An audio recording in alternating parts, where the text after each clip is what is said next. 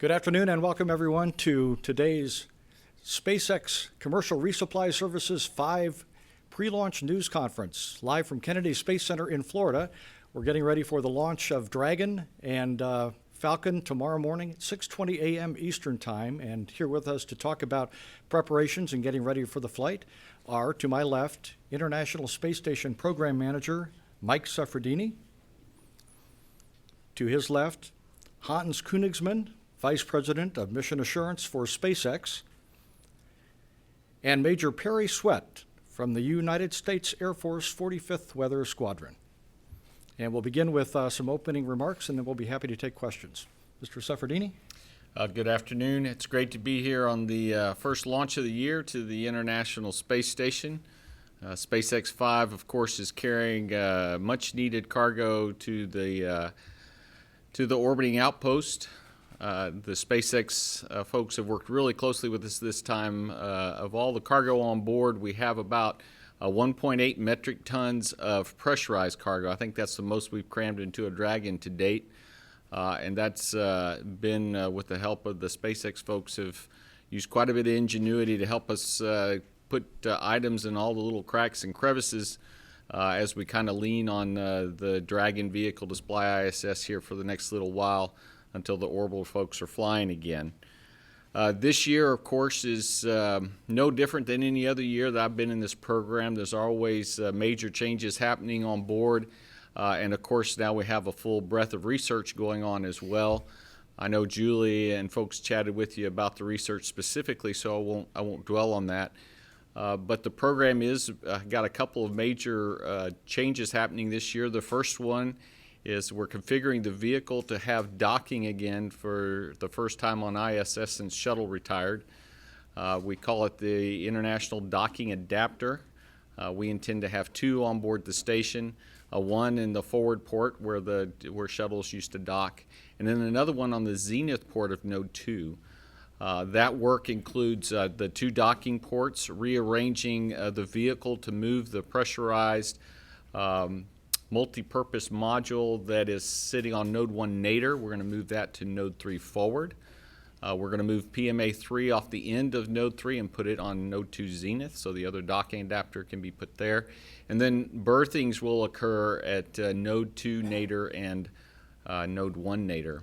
In addition to the docking systems, we also have to install the targets necessary to allow the close-in proximity operations to occur, and the communication systems. So we're going to have a different communication systems on board in order to allow command and control between the ISS and the approaching vehicles.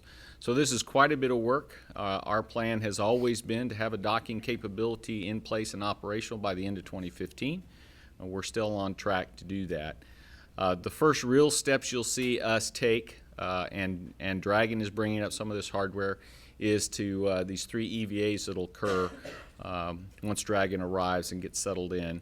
We have three EVAs that are going to start the reconfiguration work. Once the EVAs are complete, then at some point in the future we'll be ready to move the PMM whenever the ops team is ready to make that move, and that'll be the most obvious change until SpaceX 7 arrives with the first of the docking adapters that will be installed, and that one will be on Node 2 forward.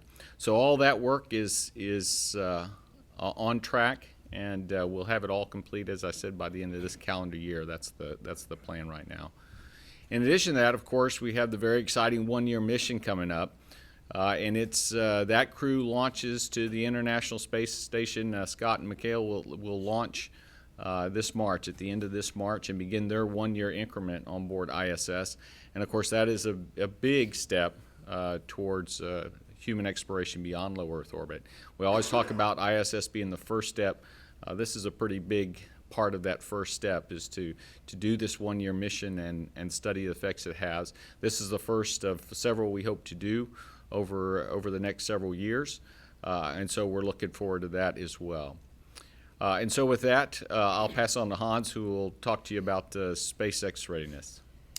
Yeah, thank you very much. And Happy New Year, and really happy to be here for the first mission in 2015. Falcon 9, Flight 14, and for Dragon, it's actually the 7th flight, CRS-5. It's going to be I want to point out, I do expect attention on the first stage maneuvers and landing, but I do want to point out that the main mission is absolutely to get cargo to the station and to make sure that the station supply is steady and stable and reliable, and that SpaceX basically does everything they can to keep this up and make sure that you get all the cargo you need, whether it's experiments or supplies. As always, there's a mix of that on Dragon. There's also going to be external payloads. I think there's one external payload this time flying in the trunk. The trunk is the part below Dragon, and it's going to be extracted as part of the mission. I can talk about a little bit about the main mission here. It's essentially very similar to the last CRS-4 mission that we had in, I think it was September. And basically, first stage burn for you, what you see here when you sit on the launch site, is going to be very similar. It's going to be a close to 3-minute burn. Then stage separation. You will see the second stage ignite if the weather is favorable. And you will see the second stage continue for another 7 minutes before we get into orbit. In orbit, will take us 30 seconds priming and maneuvering until we deploy Dragon. There's nothing different from the last mission as far as you can tell from the outside. There's going to be some differences after that, and I get to that in a second. Before that, I continue with Dragon. Dragon continues for about 2 days. It's actually 44 hours on orbit maneuvering and phasing and height adjustments until it will be grappled by the station arm. Once it is berthed to the station, it will stay there for currently scheduled 30 days. About I think February 7 is the current release date, deploy date from the station, and then come back and get water in the Pacific, a couple of 100 miles to the west of Long Beach. We will wait there with the boat and catch Dragon basically, and put it on the boat and bring it back to the harbor for further payload, down payload, in that case, processing. And that will then be the end of the mission.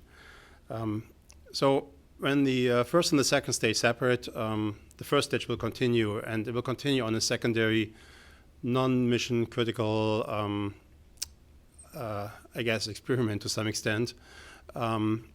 It will turn around, it will perform what's called a boost back burn. That boost back burn brings the stage closer back in.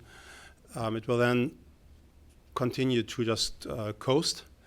And as it gets closer to the atmosphere, it will perform an entry burn. The entry burn will slow the stage down, and that reduces the loads on the stage. So it's supposed to bring the stage then through the atmosphere, and that will be followed by a landing burn, and the landing burn is targeted to a autonomous spaceport drone ship.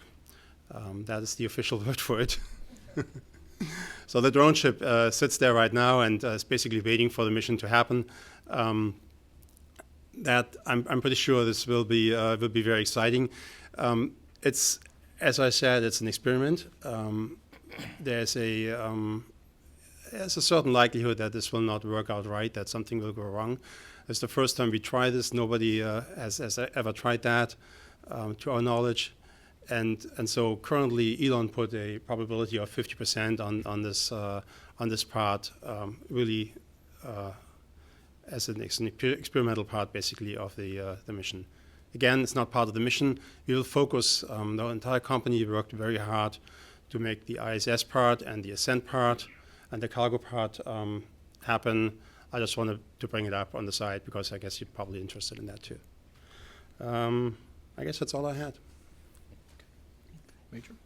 All right, good afternoon. Well, after a warm weekend over the Space Coast, we are seeing that increased cloudiness and wind shift around from the south to the north associated with that cold front that has since moved into our area and slowed down over the central coast, over the central Florida area, I should say. As we get into, fortunately, that front will not stall out like the last one did, and will continue to slowly push to the south. And what that means is the cloudiness will decrease, the clouds will start to thin out, and that has allowed us to decrease our probability of violation from 40% that we had over the past couple of days to 30% as we do have now. We can go to the visible satellite shot, please. You can see those clouds little as the sun slowly starts to go down. You can see, you can still see the clouds there associated with the front. Again, they're slowly starting to move to the southeast, and we really won't see a good push of clouds move out until Wednesday and Thursday. That's when we'll really see that front make its way to the southeast. So for tomorrow morning, we are looking at scattered clouds in the lower levels and mid levels, and then in the upper levels will be mostly cloudy skies at about 24,000 feet. You can see right there the forecast, 2,000 feet scattered in the mid levels and broken about 24,000 feet. And the mid levels is really where we will be focused, is associated with the thick cloud rule. We'll be looking at clouds anywhere between 0 degrees and minus 20 degrees Celsius, and in this case, that's about 15 to 20,000 feet. So in that areas, we'll be looking for clouds over the launch pad, and seeing if the cloud, any part of that cloud deck is that's greater than 4,500 feet thick, is between 15 and 20,000 feet. Visibility, no issues. Winds will be out of the northeast at 5 to 10 miles an hour. No issues with weather, and temperature about 64 degrees. Again, 30% chance of violation associated with the thick cloud rule. If we can go to the Friday morning, if we happen to slip into Friday morning, really no issues with clouds. Our concern really becomes more of an issue with the flight through precip. When we see the onshore flow, and this isn't really a direct onshore flow, we're seeing more of a, with the northeast conditions, it's more of indirect onshore flow. We do increase our chances of rain showers in the morning, particularly in the morning, especially when we have 2 or 3 days of onshore flow. So that's what we're going to be really focused on, is the occasional shower coming across the launch pad, and the concern with the flight through precipitation. So again, winds will be out of the northeast, 5 to 10 miles an hour. And temperatures will be a little cooler as that front does finally make its way down to the south. Temperatures will be about 10 degrees cooler than we will see tomorrow morning, down to about the mid-50s, and only a 20% chance of violation. Anytime we have an instantaneous window, it does make it a little more dicey because we can't provide a clear time and things like that. So, but otherwise, like I said, chances are low for violation, looking at 30% for tomorrow morning and 20% for Friday morning. So looking forward to a great launch. Thank you. Okay, thank you. All right, we'll take questions now. We have news media and social media members from the NASA Social here, as well as a couple of reporters on our phone bridge. And we also have opened up for online questions. If you're online, you're watching, Jason Townsend from NASA headquarters social media is here, and you can send questions to the hashtag AskNASA, and we will get to those. But we'll start off here. For folks, please wait for the microphone, state your name and affiliation, and to whom you're addressing your question. And let's start off with Marcia Dunn. Hello, Marcia Dunn, Associated Press for Mr. Konigsman. I'd like to hear a little bit more about the experiment at the end of the flight. How close will the closest SpaceX employees be to the drone when all this is happening? How will you record it? Also, by what time do you expect touchdown to occur? And is this all pre-programmed, or will there be flight controllers being able to divert it if there is a problem of some sort? So the first stage is subject to range control in terms of flight safety. So that much is clear. It has its own safety package basically on board. But there's no, the autonomous part on the spaceship indicates there's just nobody nearby on the boat or within a certain safe distance. I want to say 10 miles, roughly, something like that, but I'm not sure about the number. It's a safe distance that basically I believe the range safety office tells us there's some analysis attached to it that this is a safe distance. So no employee or anybody else is nearby the landing site the spaceport drone ship. That's what keeps that safe. And I think you asked how we record this. We have cameras on the vehicle. We have telemetry on the vehicle, of course. There's going to be a telemetry boat nearby recording telemetry. We will not, I believe we may have real-time, but we will likely not have real-time information. And I want to point this out from the Cape. The landing site is basically over the horizon, and we have no direct connection. We lose the direct connection with the vehicle at one point in time, but we do record the data locally near the drone ship, so that we can recreate whatever happened then. Yeah. How many minutes post Oh, launch the do you time, expect yes, touchdown? of course. So the nominal shutdown of the first stage booster is 9 minutes after liftoff. It's actually just a little bit ahead of the Dragon deploy. And we will in the webcast, we will focus on the Dragon and the main mission. Yeah. Bill? Bill Harwood with CBS with two questions. Hans, what kind of sea states can you hand? And maybe the other gentleman can give us some sense of what the waves are wherever your drone ship is. And I have a question for Mike after that. Yeah, I don't know the sea state numbers, but I heard the waves are currently 4 to 10 feet. And for the backup day, I heard numbers up to 14 feet. This is neither one is a problem for the autonomous spaceport drone ship. It's pretty heavy. It's a fairly heavy piece of metal. So and it has position correction so it doesn't drift away. It's actually very tight position control.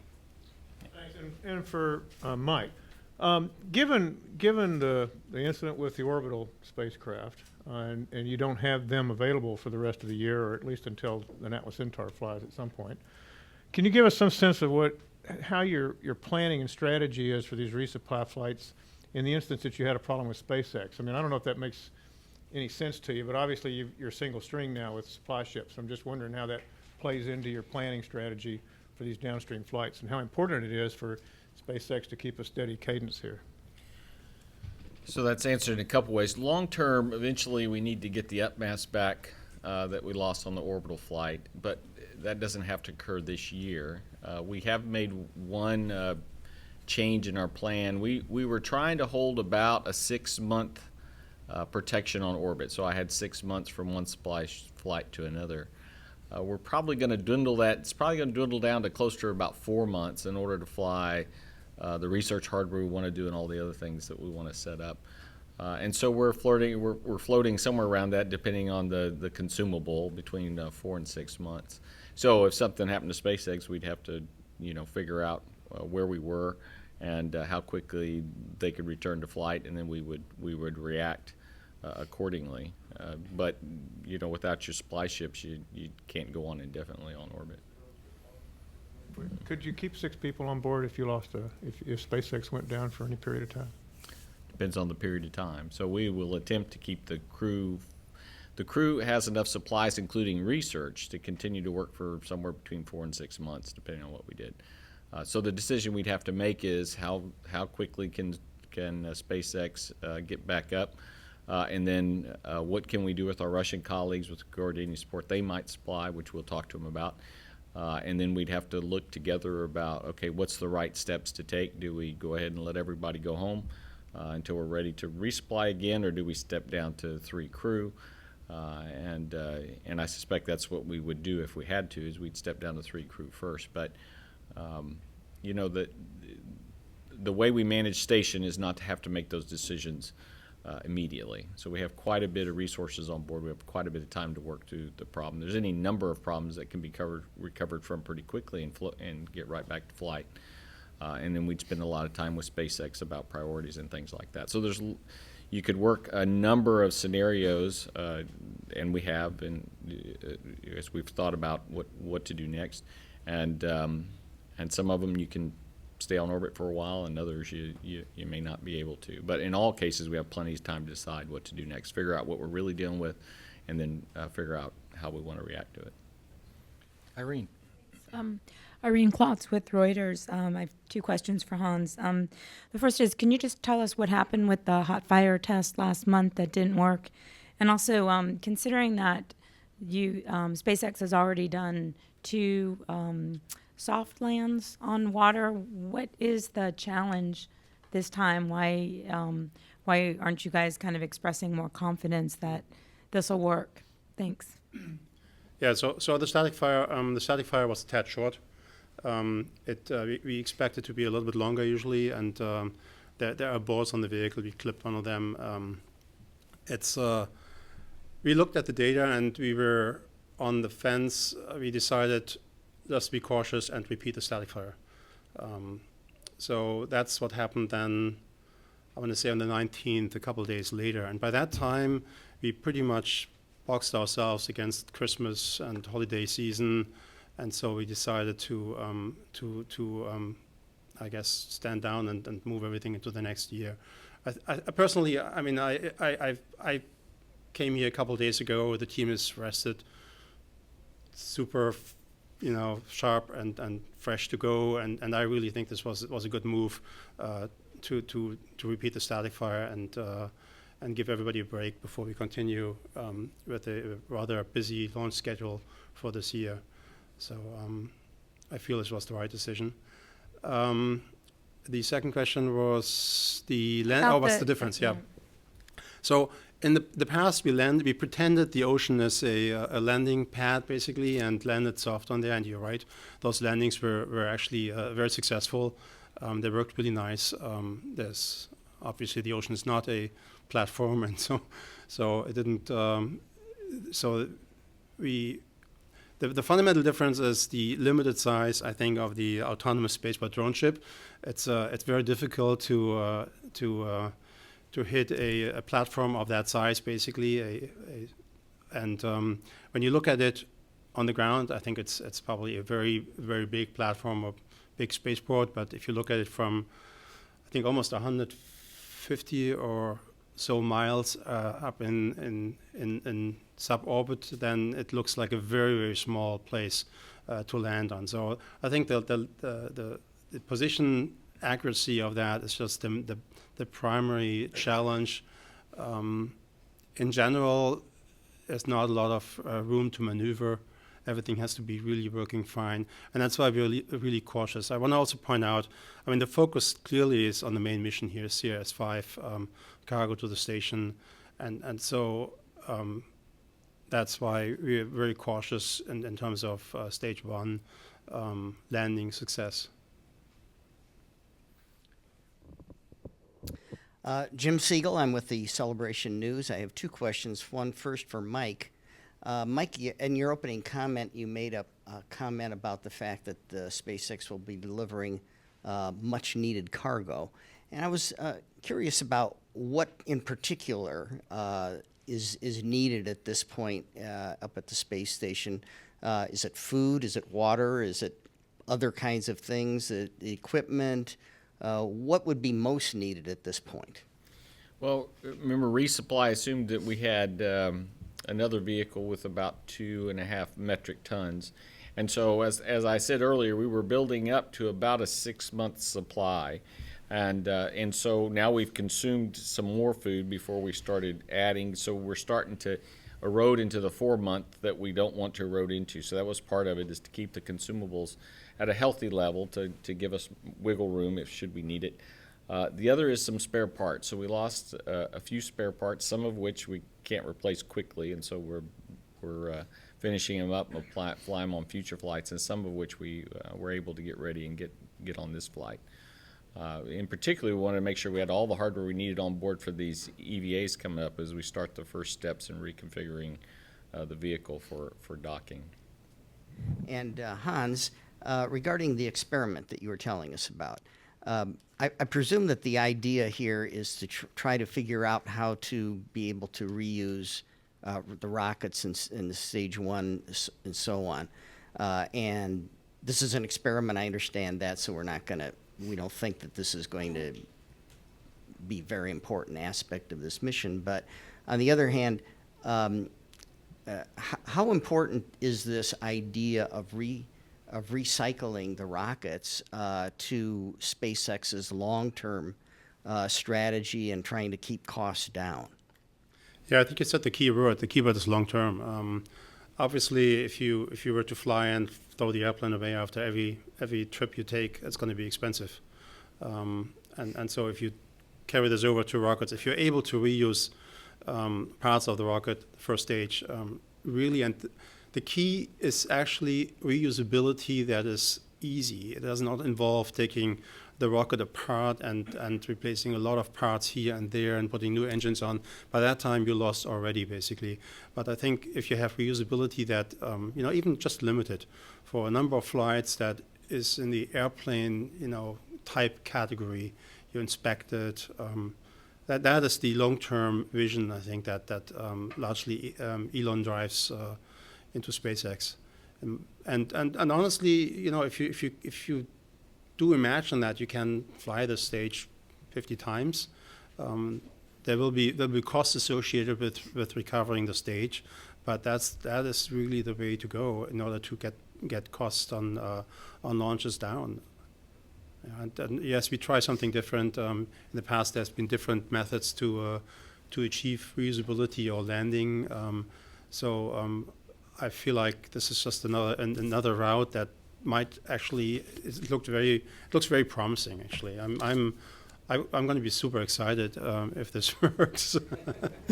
But at the same time, I don't want to distract from the main mission. I understand it's very important to get CS5 into orbit. Actually, much more important right now, and we work on this long-term goal, continuously.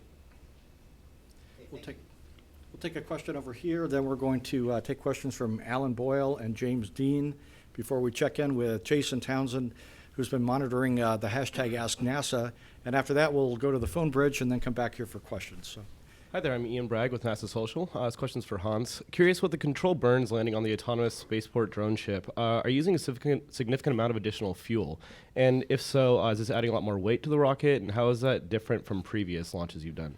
It's actually not that different from the simulated landings on the surface.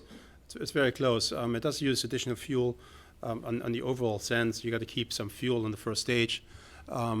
For that maneuver, but it's actually not that much, and there's some benefits you have. The stage is largely empty, so it's light after the main burn, after the ascent burn, and we actually, when we land, we only have one engine on, so it's somewhat favorable in that case that the stage is actually, it's a big structure. It's no question, it's a pretty big structure, but overall it is actually very light. Alan. Hi, Hans, I just wanted to kind of fill in some of the gaps that I had. Is there an abort sequence? Is there a scenario where you would say, let's do something different from the rocket, or maybe let's tweak the rocket instead of trying to pull off the experiment? And then is there going to be a real-time determination of how successful it was, or do you need to wait for the videotape? I don't understand the first part of your question. Can you the first part is you have the first stage separation, and then is there any scenario where you say we're not going to do the boost back? No, it's automatic. It's on sequence. Basically, the rocket goes its way, so to speak. Yeah. There are decision points, but the rocket will nominally go through a timeline and perform the burns and maneuvers that pointed to the autonomous spaceport drone ship. So there's no decision there, unless, that's. And the second question is, will you know in real time how well it worked? I don't want to promise that, frankly. And the reason I won't is because it depends on internet connectivity to satellite and links that we don't always control. And we've seen them work mostly, but sometimes not. So we should have some indication, but I really don't want to promise that.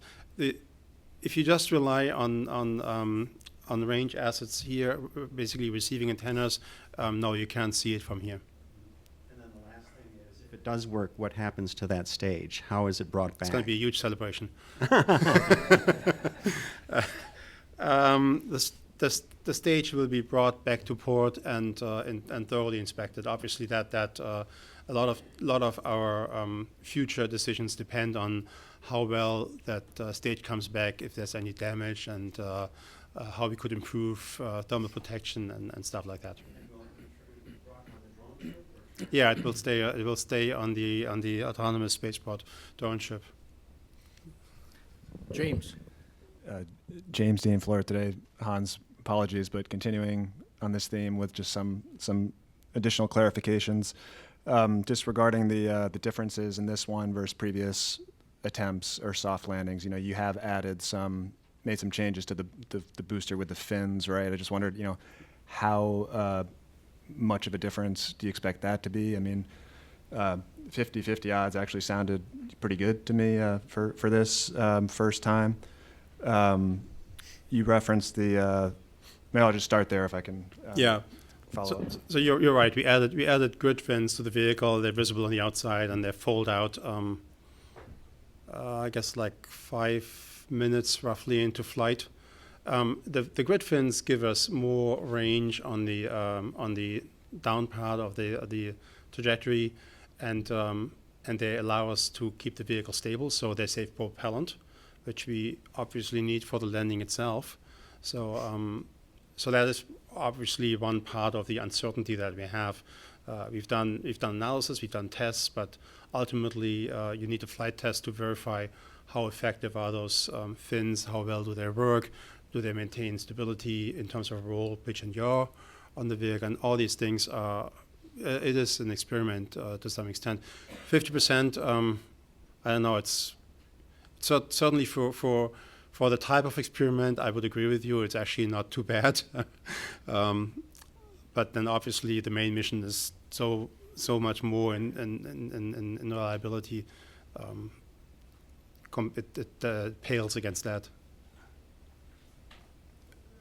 So you referenced the stability of the autonomous drone ship and the lightness of the booster. Actually, I meant stability on the first stage itself. I'm sorry. I'm sort of switching. Mostly in terms of roll, pitch, and yaw on the stage one itself. And it's only Right. This is only for the way back, basically. It's not for the way up. For the ascent part, nothing changed. This will look like the last launch. The ship itself, just in reference to waves and so forth, you mentioned is pretty stable. And Yeah. the stage is pretty light. If you stick the landing, Yes. I mean, will the booster literally just stand there, or could it be Exactly. blown over by a gust of wind? Or also, I was curious if you had a hard landing rather than a soft landing, would that be bad for Yeah, the hard landing booster would or be for the bad. ship or for both? Yeah. It's Which would it be worse for, the a hard the landing booster or and the a partial ship? landing would be both bad. Yeah, the landing has to be perfect in order to actually just stand there and be safe on the ship. The ship is pretty big, so I don't expect waves unless they're really large to have any impact on the vehicle. Our analysis indicates the first stage will stand securely. It will then go, actually when it lands, it goes through a safing sequence. The boat nearby that will get closer then has control of the stage, so they can vent the stage, they can verify the stage is safe to go. Everything has been saved. And so we have the operational concept of operations, basically how to secure the stage then on the boat and tie it down and make sure that on the trip back to port nothing happens. Okay. And I'm sorry, lastly, I know a lot depends on exactly what happens, but based on whatever plan you have nominally or sort of optimistically, how many times do you expect to, if you're able to pull off the landing, whenever that is, how often do you expect to try to do that before you might be ready to move to a landing on land? This actually depends partially on the manifest. There might be situations where the drone ship landing is more favorable in terms of propellant, and there might be other situations where it might be favorable or possible to get back to land. So it really depends on the mission itself. If I recall correctly, that drone ship will be active for the next couple launches then. For range safety, have you committed to trying a certain number of times before they'll No, let you there's come no- back to land? No. I mean, it's certainly safer the way we do it right now, and range safety is pretty happy about that too. So it's a good test before we get back to land. Okay, Jason Townsend has been monitoring social media questions for people who are watching online, and using the hashtag AskNASA. Jason, do you have any questions for us? Indeed, there's actually several here. This first one comes from Twitter user Anthony, who's asking, this is for Hans here, if the first stage landing is successful, how long will it be before we see video? And dovetailing with that, Philip asks, when will we know the result live? So the second question, will we know the results live? Probably not. There will be some delay. If we know the control room, then I'm pretty sure it's going to be out pretty soon. Yeah, but we might not know it immediately. And in terms of video, I want to say, if it goes well, by the end of the day, maybe something like that. It takes a while to transmit the video back, and that's another thing where the link has to work. So it might be a couple hours, day or two. We work as hard as we can to get this done. But yeah. Wonderful. Next question here is from a Twitter user Douglas, who asks, would a single engine failure prevent the first stage recovery even if you could push Dragon onto orbit? Depends. So it depends on the engine that fails. If it happens to be the engine we need for landing, that would be bad. But I do want to point out that actually it has it would probably have no bearing at all for Dragon if he lose the landing engine. We need for the stage landing sequence, we need three specific engines. Currently, if one of those engines would fail, if the center engine would fail, that would certainly be a problem. But I'm not sure about the other two. We might be able to pull this off anyways. The 50-50 would go down. This next question comes from a Twitter user Anthony, who asked, at what altitude and speed do you expect the grid fins to deploy? They deploy. Oh gee, I know the time. I looked up the time, but I really didn't check the altitude. It's way out in the outside the atmosphere. So it's before we enter. Wonderful. Next question comes from John on Twitter, who asks, did the drone ship move to the landing zone on its own? Was there a crew on board the drone ship while it was moving to the landing zone? I don't think so. Well, actually, I don't know. I have to be correct. I mean, I don't know the details how we got the drone ship there. I know there's another boat with crew, and the drone ship, I'm not sure if there's any quarters on it or not. I don't think so. Wonderful. And this last question here is from Brent, who asks, how do the people at NASA feel about SpaceX trying to land the first stage? Well, that can't go to me. Or? Well, it's from... Yeah, why don't you It's for me? answer for me? That's so good. Okay, the people at NASA are really interested in that. I don't know. I mean,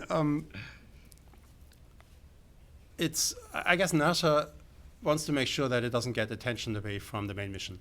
I want to say that. That's just, and honestly, I see that I have the same interest. I want to make sure that the CRS-5 mission works perfectly and there's no impact to the mission at all.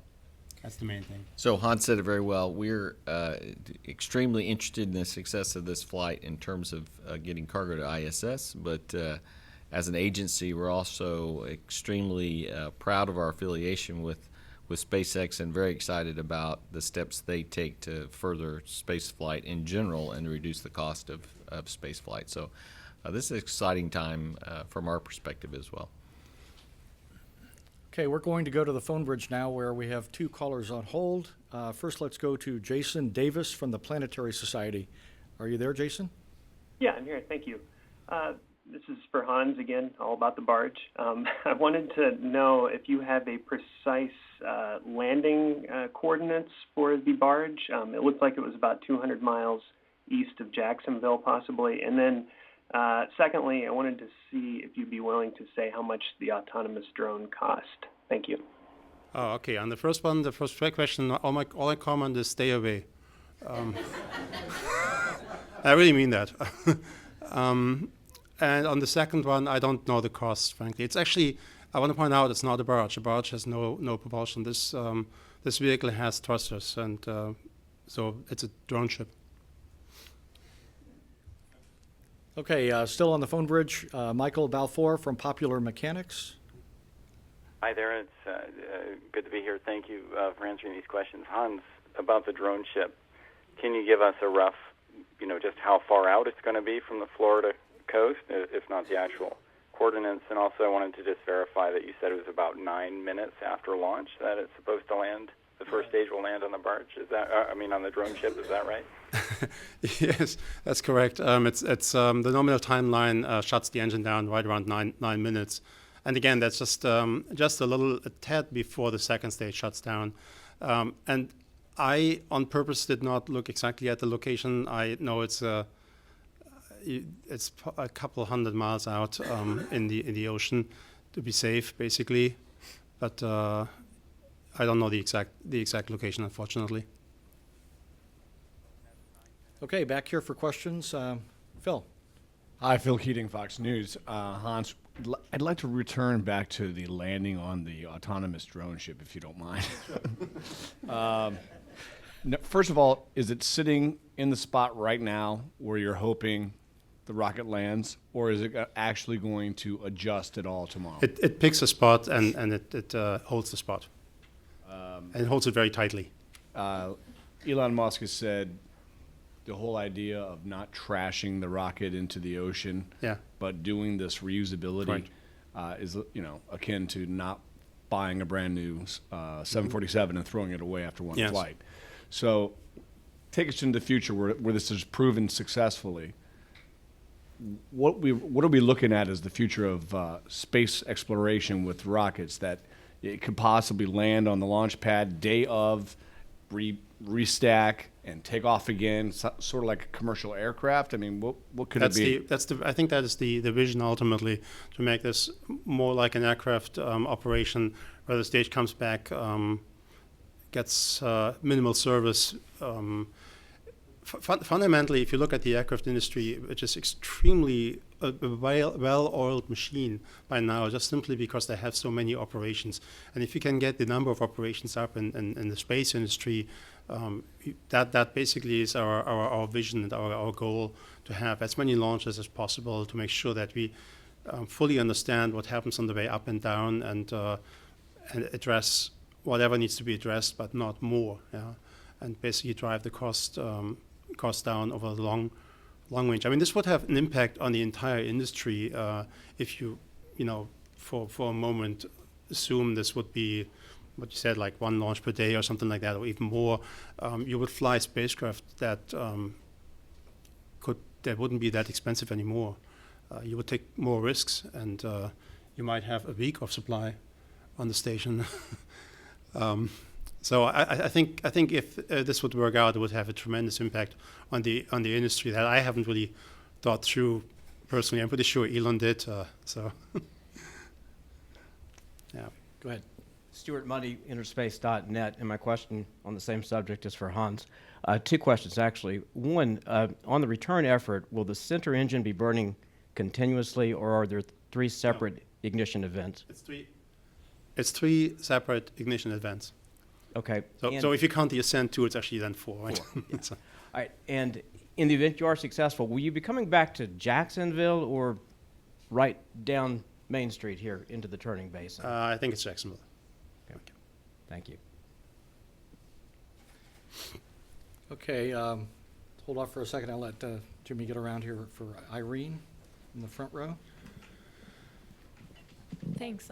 Irene Klotz with Reuters. For Mike, is there anything specifically that had to be added onto Dragon after the problem with the Antares? You mentioned some spacewalk equipment, I think. And for Hans, on another off-topic, since you're being very open today, can you give us an update on Falcon Heavy flight this year, and just the overall SpaceX manifest for the year? Thanks.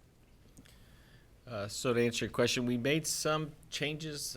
For the life of me, that was before Christmas. It's been a long holiday, but I can get that for you. But we did have to rearrange the manifest. Our SpaceX friends were very accommodating. There were some items we put off. There were some we took off a what we call a NORS tank, nitrogen oxygen resupply tank. We figured out from a logistics standpoint we didn't need that tank. It was going to fly with oxygen on board. And that freed up room to bring some other supplies, but specifically what we put on, I've forgotten now. But I can get that for you and supply it through these guys. Marcia? Oh, I'm sorry. I had a question for about Falcon Heavy and the manifest. Okay, so the manifest is busy. On the bright side, unlike this will now include more launch sites. Vandenberg will be more active. You will see the next mission is a mission called Discover, and it's actually currently at the end of January. There will be Dragon missions, Crew Dragon missions rather, like the paddleboard, for example. Falcon Heavy, I don't know where we are currently and how everything is coming together, but I know that a significant part of the company is working on Falcon Heavy and trying to get it out for the first flight. But I really don't have an update on the actual launch date. So, Marcia? Marcia Dunn, Associated Press, with two questions. Quick one for Hans. What will be the peak altitude of the first stage? I think you mentioned 150 miles, but I wasn't sure if that's as high as it will go. And then I had a question for Mike. I don't. That's actually usually the altitude, roughly, but and I don't think the burns reduce the altitude that much. So it's probably a little bit lower than what I quoted here. I had to look up the numbers. I can get back to you on that. Helpful, thank you. And for Mike, you mentioned that you plan to fly ultimately more one-year missions, and would you envision those being back to back to back? How many more over? How many do you envision? And do you have a stampede of astronauts who are willing to go up there for a solid year?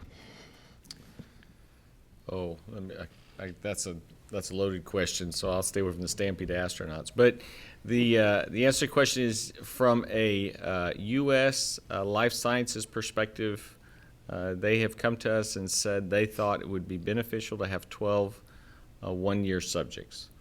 We have been talking to our partners about when the next one could occur, but we haven't agreed on that yet. So by definition, because of where we are in the cycle of selecting crews, certainly the next flight after Scott and Mikhail return home won't be one of those. It may very well wait all the way until we get to the commercial crew vehicle where we have more seats that we could dedicate to it. But we're trying to decide that very question now. But as a community, even outside the U.S., the life sciences folks across the partnership agree that more subjects would be good. They're trying to get enough subjects to know whether or not we've reached equilibrium at 6 months, or whether there's enough changes that tells you need to do more to know if you can go further than 1 year on orbit. So the whole point of the subjects, even though statistically speaking 12 isn't a huge number, it's enough to see if the curve is going to change. And if you can figure out if the curve's going to change or whether or not you've kind of stabilized, then you'll feel good about decisions you make in the future for how many months you can fly based on the evidence from station. Bill? Just a very quick question for Hans. How long does safing last before the crew can get on board the drone ship? And I was wondering, I assume the LOX boils off and vents. I wasn't sure about the RP-1. Is that whatever residual amounts there, does it just stay in the tank? It stays in the tank, yeah. It's like any other airplane, basically. In that, it's at the order of maybe 1 or 2 hours. Yeah. Let's take a question over here. My name's Brittany Kraft. I'm with the NASA Social attendees. I was curious if SpaceX will be considered at Wallops Island after everything gets back up and running. You mean as a launch site? Yes. So we did originally trade launch sites, and we made the decision at the time that we go to the Cape and to Vandenberg and have a private launch site in in Texas. So no, we're not looking at Wallops at this point in time. Let's go to the phone bridge for a follow-up question from Michael Balfour from Popular Mechanics. Michael? I think I'm good. My questions are being answered. Thank you. Okay, you bet. How about checking back in with Jason Townsend on where we are with questions coming in on the hashtag AskNASA? Sure. This question comes from Twitter user Bo, who asks, I would like to know if there are plans to expand the ISS and or remove or replace sections. Let's see, our Russian colleagues are considering an addition of 2 or 3 modules. That has not been finalized, but they have been talking about adding a power module and a laboratory module. The MLM, in fact, was supposed to fly this year, 2015, but it's now pushed into late 2017 or maybe later. There are other opportunities, perhaps, for modules to come to ISS. The Bigelow team is building a small demonstration module, inflatable module, that'll fly to ISS. It's not meant to stay permanently on board, but it is supposed to arrive as well on SpaceX 8, actually, and spend some time on the aft port of Node 3. And there could be other exploration type modules that might need to come to ISS for a short period of time for demonstration and checkout. So the size of station is set for the job that it has to do, but it's possible that modules could come based on supporting other research and technology efforts. And of course, as I mentioned, our Russian colleagues are looking at some potential additions as well. Okay, wonderful. This other question here comes from Twitter user Ricky, who asks, so what exactly are you taking up there? Food, fuel? Fuel, no. Food, clothing, supplies, research, and an exterior experiment for measuring aerosols in the atmosphere, which is actually helps on the study of global warming. So we continue. That's kind of the standard fare. It's usually about 30% cruise supplies and food, 30% research, and the other 30% is spare parts. James? Thanks again. James Dean, Florida Today. Mike, I was wondering if you could touch on a plan to fly Cygnus on Atlas V, and just that being like a different configuration that hasn't been demonstrated like these other vehicles were. Were there any issues with that, or is it just like that, sort of proven rocket flying any other payload? And also for either you or Hans, just wondering, if SpaceX found itself in the exact same position, would you also look to Atlas V to fly a Dragon? So you'd have to get the details from Orbital, but they have some experience with the Atlas design and flying their bus, which is the Cygnus is based on a bus that they use throughout their satellite fleet. And so that gives them great confidence that they can fly this spacecraft on board the Atlas. Of course, you have to adapt to it, and you have to do quite a bit of loads analysis to convince yourself you're okay. So we will look at all that to make sure that the environment won't damage our hardware. All the normal things we do to clear a Cygnus to approach ISS, it's the same spacecraft, so that normal work will be done, and that's not different than what we've done before. The only other thing we'd have to look at is the vehicle and how the interfaces to the vehicle. And understand that performance. Of course, it's an Atlas, and there's quite a bit of data on the Atlas vehicle itself. So in that respect, it won't be a huge amount of work. Probably the biggest thing that has to happen is they have to do all the environmental analysis to confirm that Cygnus will be okay and to help us know that the cargo inside will be fine. That's probably the biggest delta for us. Okay, we're going to try to see if we can squeeze 3 more questions in. Let's go to the back of the room here. Hi, I'm Justin Beaupre with NASA Social. Actually, I have a question regarding the weather for the autonomous spaceport drone ship.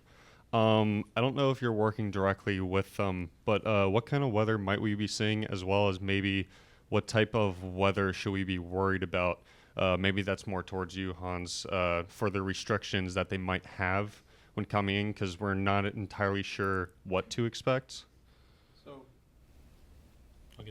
I'll give a quick rundown on the wave height forecast. Looking at wave heights for tomorrow morning to be about 5 to 7 feet, and then behind that front. And then they'll pick up, if we happen to slip into Friday, then waves will pick up on Thursday, will be a max of about 12 to 16 feet, and then they'll back down for Friday morning to about 6 to 8 feet. So I'll let Hans explain what his thresholds are for that. So as I said, you know, the drone ship is pretty big and doesn't those wave heights don't have any significant impact on the landing. And in terms of clouds, I don't think we have the same limitations that we have on the ascent. I don't think there's a thick cloud rule on the way coming down. So there's a lot less limitations, honestly, in terms of landing. Okay, here in the front row. My name is Adam Byerly with NASA Social and NASAPix.org. I was wondering if you could tell us a little bit more about the actual process of capturing the Dragon spaceship to the International Space Station, how long that takes, the actual procedure, and how it may differ from other missions like this. Is that to me or to you? Okay. Well, I guess it's an arbor. I think the R means radial approach in the sense that Dragon basically creeps up under the station over a period of, I think it's like maybe 6-7 hours. There's certain hold points in there. I want to say something at the order of, you know, several kilometers out. Once you enter the keep out sphere, there's going to be more hold points at 2.5, and so on and so forth. Every hold point you verify that you're good to go, you have all your redundancy still working, you got enough propellant, and so on and so forth. It's a very elaborate and cautious approach, I would say.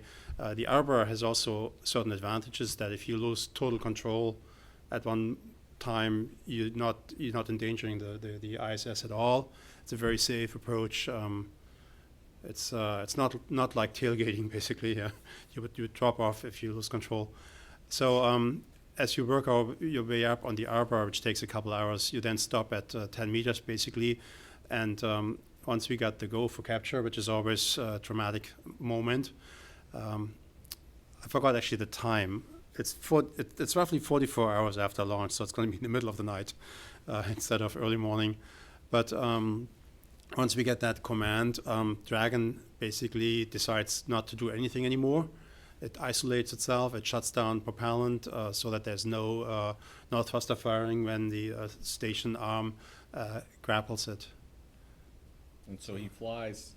They're going to fly into a box, right, about 10 meters away from station, and as long as they're in the box, right, then as Hans says, at some point they go to free drift. The crew moves the latching end effector in to grabs the vehicle, and then rigidizes.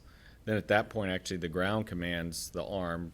The crew goes off and does other things. The ground commands the arm to put the Dragon over to the common berthing mechanism. At that point, the crew comes back. They operate the CBM in conjunction with the ground and attach to the station.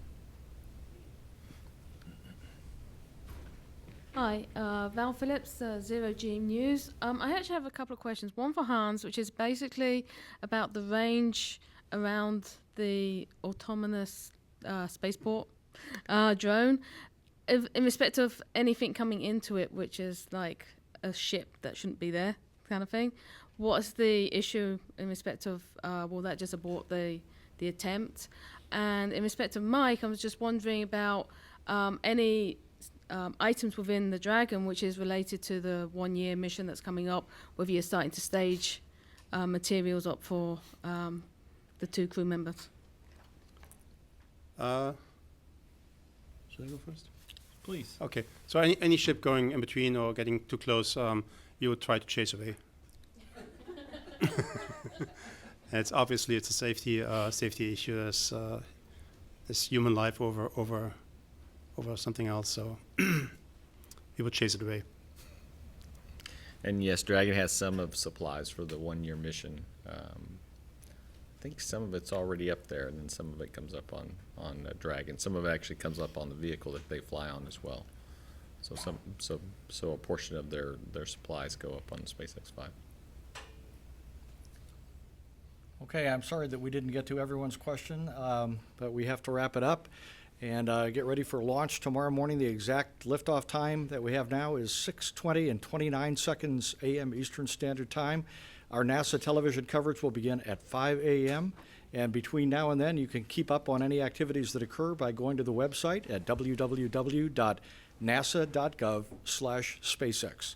Thank you all very much.